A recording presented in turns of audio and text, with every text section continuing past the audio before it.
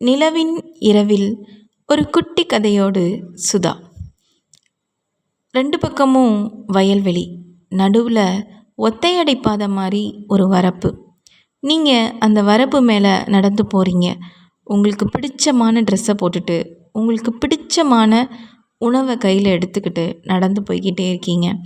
ஜிலு ஜிலுன்னு காற்றடிக்குது. வெயில் அவ்வளவா இல்லை, குளிரும் அவ்வளவா இல்லை. நீங்கள் நடந்து போய்கிட்டு இருக்கும் பொழுதே பக்கத்தில் நிறைய மரங்கள் இருக்குது. அந்த மரத்தில் நிறைய பறவைகள் வாழ்ந்துக்கிட்டு இருக்கு.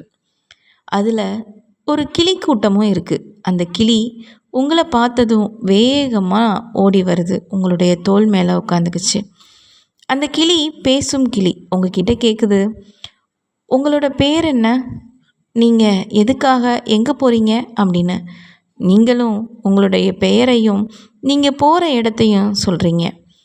அப்போ அந்த கிளி சொல்லுது, எனக்கு மட்டும் யாரும் பேரே வைக்கல தெரியுமா, எவ்வளோ வருத்தமாக இருக்குது தெரியுமா அப்படின்னு அந்த கிளி சொல்லுது. நீங்கள் உடனே அந்த கிளிக்கு ஒரு பெயர் வைக்கிறீங்க. அந்த கிளியும் நீங்களும் நடந்து போகிறீங்க வெகு தூரம். அப்படி நடந்து போய்கிட்டு இருக்கும் பொழுது ஒரு மரம், உங்களுக்கு பிடிச்ச பழம் அதில் காய்ச்சிருக்கு. சாப்பிட்ணுன்னு உங்களுக்கு ரொம்ப ஆசை.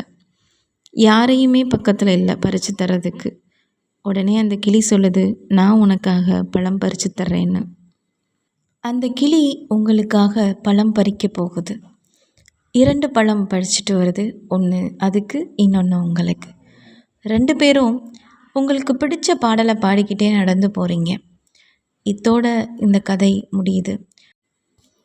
உங்களோட இமேஜினேஷனில் அந்த கிளிக்கு என்ன பேர் வச்சுருப்பீங்க? உங்களுக்கு என்ன பழம் பிடிக்கும்? நீங்கள் என்ன பாடலை முணுமுணுத்திருப்பீங்க? உங்களுக்கு நீங்களே பதில் சொல்லிக்கோங்க. நன்றி.